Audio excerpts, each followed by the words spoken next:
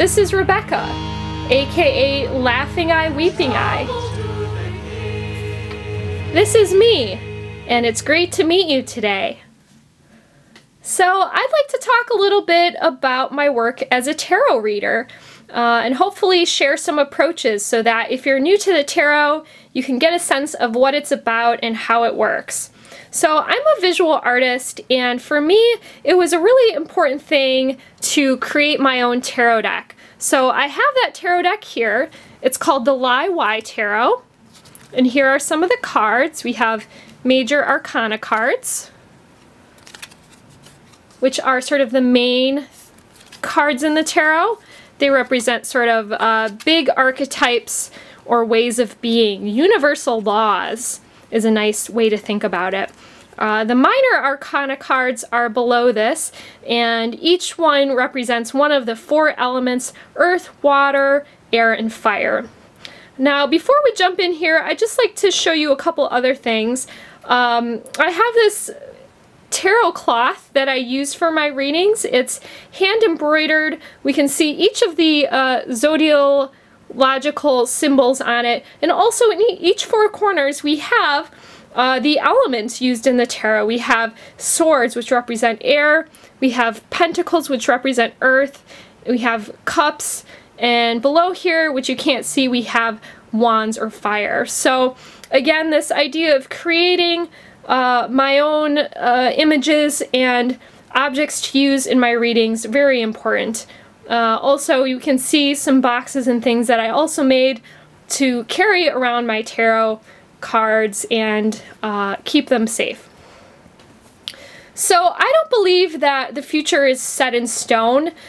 So when I do readings, I don't really see the tarot as a fortune-telling tool. What I see the tarot as is a very sacred and something to be highly respected, but something we can use to see, gain insight into what are the factors affecting us in our lives, and where is that momentum leading us. And so as a reader, I really work with people to provide perhaps greater insight into what is affecting them. Where are things going? How do they want them to go? Are there elements we want to change? And so, you know, of course, ultimately, always the querent is in control of their lives, and I'm just a voice to help them get greater perspective. And when people work with me, it's really important that they blindly select the tarot cards as a way to unconsciously pull out what it is that is surrounding them in their lives. So I believe that the tarot is sacred. I believe that it works, and I believe that people naturally pull out the cards that that are going to give the most clarity for them during a reading. So just to talk a little bit about the tarot. The tarot is comprised of 2 major entities. Again, the major arcana and the minor arcana. With the major arcana, we've got the 22 cards.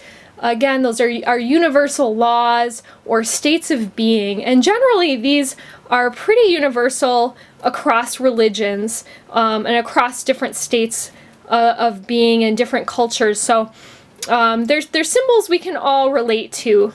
Now, the minor arcana are composed of elements, and these for me are cards that represent more sort of day-to-day concerns, other people affecting us, or social situations, or things of that nature. When I work with the 4 elements, I really think about what that element represents. So each of the elements is represented visually. We have earth, which is represented by pentacles, sometimes also called coins or discs. With cups or chalices, we have water. With swords, we have air. And with wands, we have fire. Fire represents passion, boldness, creativity, risk-taking. Air or swords represents logic, thinking, clarity, being forthright and direct. A sword obviously is a very powerful tool, and next to the cup it's interesting because it's a very different energy. With a cup we have water, we have emotion, we have connection, spirituality, trusting the intuition, whereas a sword is a usually very logical type of way of seeing. And with Earth or Pentacles, we have focus on stability. So we plant seeds into the earth, and those seeds we help them to grow, and ultimately those seeds provide food for us. They provide shelter. They ground us to the earth, and they provide for us. So when I see these cards in readings, often there might be a focus on stability or a career or money. So for me, the biggest thing for the tarot, if you're new to the tarot, is just to start learning what the 22 major arcana cards are, and to represent what the qualities of the 4 elements are.